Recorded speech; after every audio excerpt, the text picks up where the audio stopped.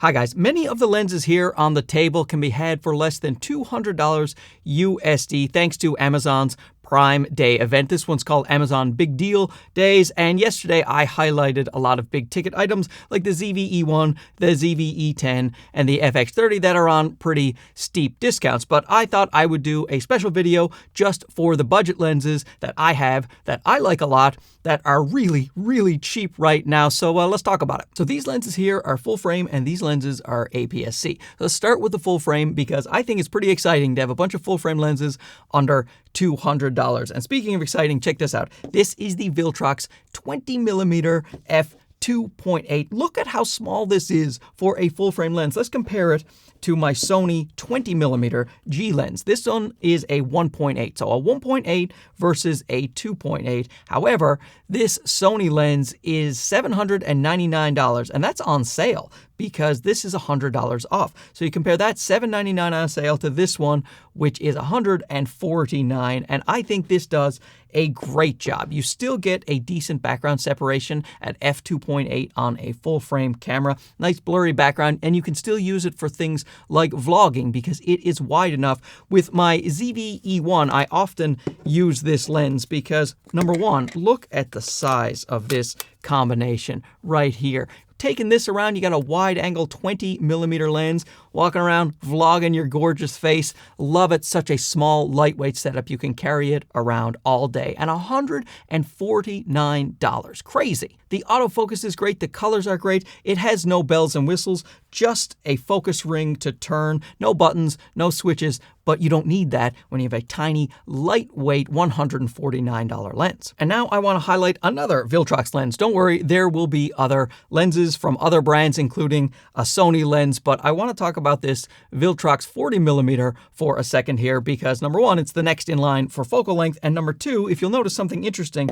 this is the 20mm that I was talking about, and you will notice that they have the exact same casing. This is one of the ways that Viltrox is really keeping costs down. They are changing the glass inside the same case. Very smart. That way they can just keep the same cases, the same manufacturing costs, and change the glass inside, and then they pass on the savings to the consumer. I think that is very clever. This is a 40mm f2.5 lens, which is a great focal length if you're trying to shoot in a studio, let's say, a talking head shot like this, interviews, documentaries. A lot of people like around a 40mm focal length or 35mm focal length when they're talking about their full frame cameras. 2.5 will still give you nice background separation and a nice bit of light coming in there. This is also a popular focal length when it comes to street photography, food photography, travel photography, and this one can actually close focus quite well. So you can take this around, another tiny little lens from Viltrox that will not break the bank at $142. $142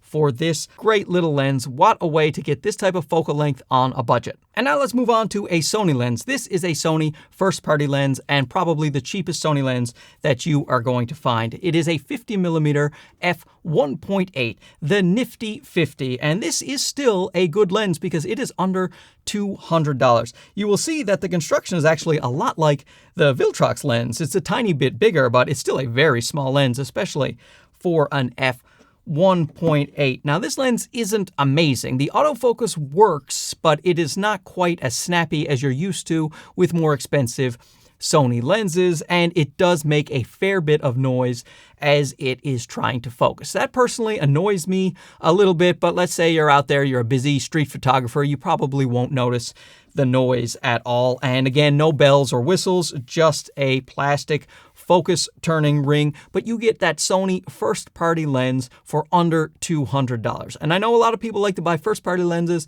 with their Sony cameras, so here you go. I think there is a slightly better option that I'll highlight now in a second, but it does depend on who you are and what you value. In fact, let's do it right now. This one here is from 7 Artisans. It is a 50mm f1.8. Now, as you can see, it is a bigger lens, bigger and heavier, but its build quality is much better. It is a metal lens and it has an aperture ring and a switch for autofocus to manual focus. I love those two things, and I am willing to put up with the size difference, not only for those elements and the build quality, but also the autofocus. The autofocus is much more quiet on this one, much more silent, and it snaps to your subject a little bit better. So both both are good options, but the 7 Artisans is also cheaper at $182. So depending on who you are and your types of preferences, you can get a nice 50mm f1.8 lens for sub $200.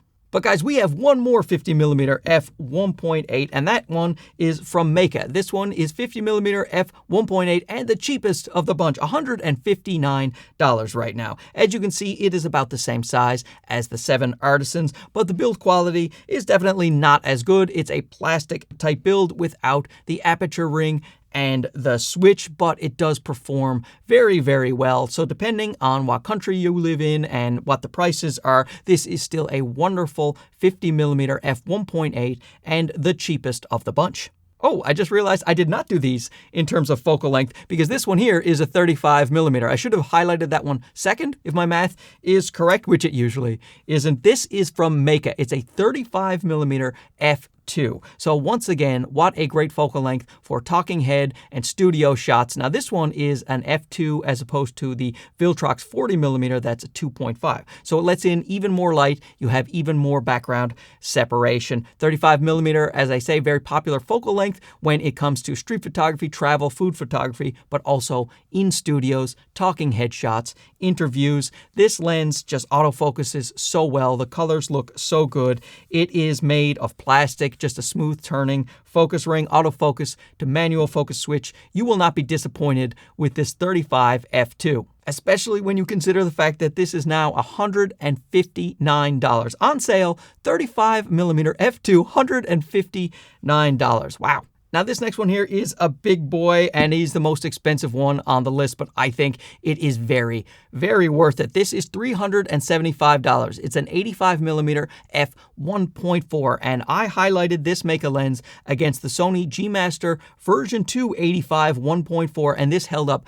very nicely in terms of image quality. Except that lens is $1,800. This one currently is $375. So this is a real bargain to get an 85mm f1.4 where a lot of the times the pictures are indistinguishable from that Sony G Master lens. And if you want to get a cheaper lens, then you can also get the Meika 85mm f1.8. So that 1.8 makes it a smaller, lighter lens, and it also makes it substantially cheaper because that one is $184. So if you go with the Meika 85 1.8, $184. But this one here, $375, I think that is a really good value for this lens. Now let's move on to the APS-C lenses. Now there's no really wide APS-C lens in this category, the very budget category that I have for you right now.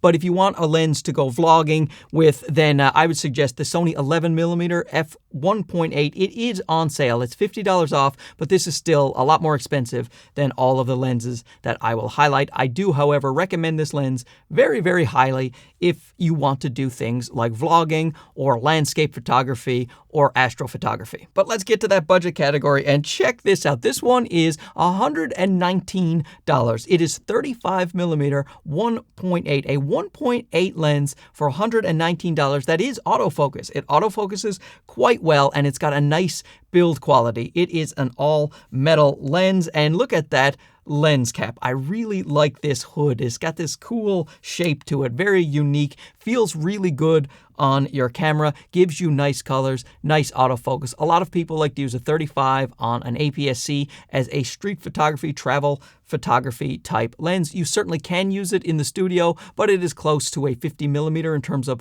full frame field of view, so you're going to want to back your camera up about 10 or 15 feet if you want a shot that looks a bit like this. A 35mm focal length will give you those true to life images, so you want to capture pictures of your family, you want to capture your vacations, and you want things to look the way they look in real life, then this 35mm focal length will do you really well. So now let me show you a fantastic portrait lens that is $159. This is an f1.4, 55mm 1.4 that is $159 on sale. sale right now. This is from Meika, and if you want to get those head and shoulder shots with that nice blurry background, you're at a wedding or you're taking people's portraits, this will absolutely make your APS-C camera sing. It's got an aperture ring that is clicky. You can't declick it, but I like the clicks anyway when I am taking photographs, and it has an autofocus to manual focus switch. It is built nicely. It is still made mostly of plastic, not a metal lens, but most lenses these days, even G Masters, are coming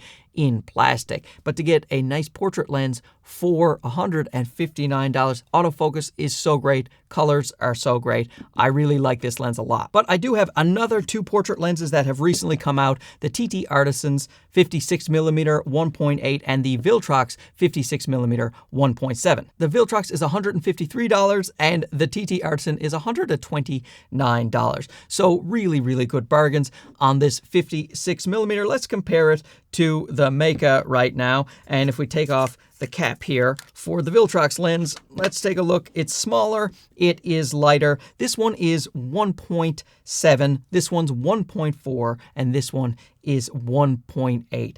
It's hard to pick my favorite out of the bunch. I like them for different reasons. I really love the way that the Viltrox autofocuses. It's so small and light, and it is so quick, but I love the build quality of the TT Artisans, and I love the 1.4 of the Meika lens, that is the 55mm. So here you go. Pick your treat of your portrait lenses. They are all on sale, and they are all dirt cheap, and they're great lenses. So what I want to do right now is highlight some older lenses that are still great bargains. These are 1.4 lenses, and you can get them for about $230. They still work great. $230 for lenses that are all metal build with aperture rings that focus really well, and you can get these Viltrox. As you can see, they did that same thing where they used the same housing to save costs. I really like that. Smart old Viltrox. TT Artisan did that too with a couple of lenses, as you may have noticed. But these are two of the three lenses. They have a trio. They have a 23,